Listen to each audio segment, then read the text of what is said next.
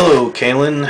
You don't know me yet, but I am going to be putting up some videos regarding atheism on YouTube because I've been inspired to by people like yourself and Rabbit Ape. So I decided I would start by answering your 10 questions. So here we go. Number 1, why are humans furless? Well, we're not really furless. I've heard some people say hair isn't fur, but all fur is hair, but not all hair is fur, I guess you could say. I would interpret your question in that case to mean, why do we have so little hair, so little body hair? In which case I would say probably it's because at some point it no longer gave us an evolutionary edge. We moved into caves, we built fires, we made our own shelter. We no longer needed to be protected from the elements by fur. Also, since we came out of Africa, there was less need for fur. So it just became unnecessary. Because it was not a disadvantage to us, it didn't disappear completely. But because it was no longer necessary, that allowed for genes for less hair, less body hair, less fur, if you will, to become more prevalent in society.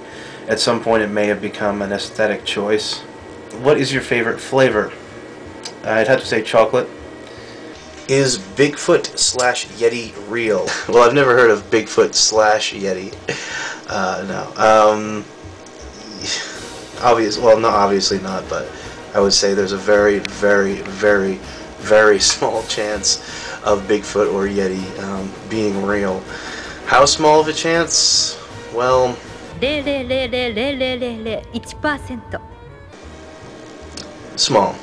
About the same chance as any particular god that's being worshipped on this earth today actually existing.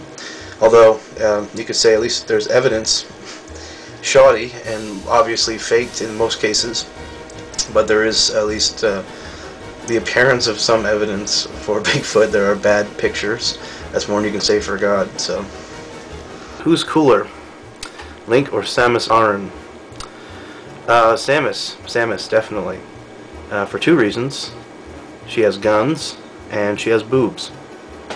I like Link, and ironically, I'm more a fan of the Zelda games than the Metroid games. But that's not the question. You ask who is cooler, and I like Samus better for those 2 reasons.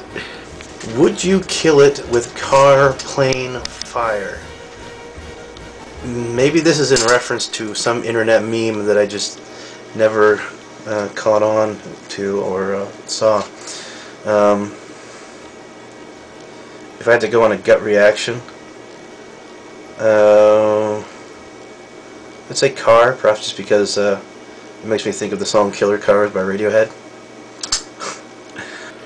What's the best way to deal with creation science? Well, I think, like any oxymoron, the best way to deal with it is to laugh at it. That's pretty much, you can ridicule it. We can't have a debate about creation science because it's not a science.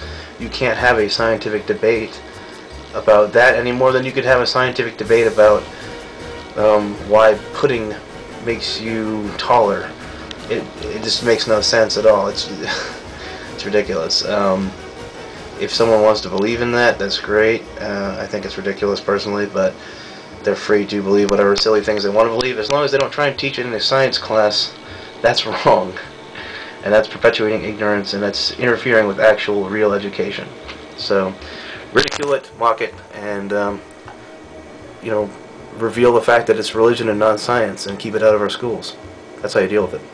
Which religion is closest to the truth? Well, personally, I would have to say Buddhism, because it doesn't really deal with the supernatural as much, or at least not in such absolute ways as many of the other religions on the earth. Buddhism, sure, Zen Buddhists would be pretty out there, and if you want to interpret it literally, you get into the whole cycle of lives thing and reincarnation, which I don't believe in, of course, but if I was forced to choose a religion to adopt rather, I would choose Buddhism because it makes the most sense to me. It's very accepting. The very nature of Buddhism is to question things, and so it is the least corrosive to science, as Richard Dawkins might say. I mean, I'm not sure he would say that about Buddhism, but he would say, he says religion is corrosive to science, and I agree.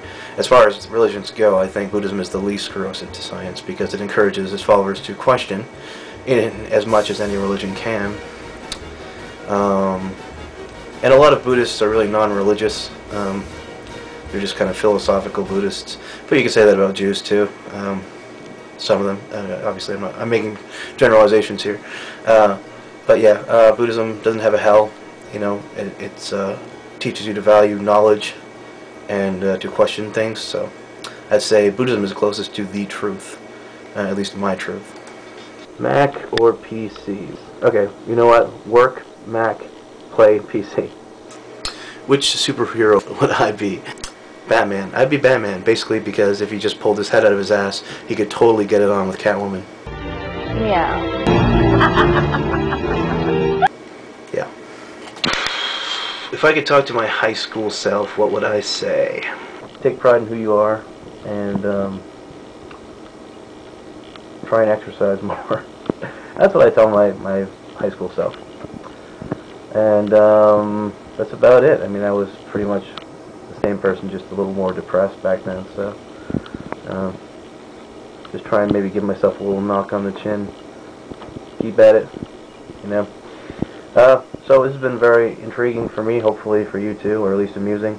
I'll be posting something a bit more scientific a little later, and hopefully getting your opinion and a couple other people's opinion here on YouTube on it.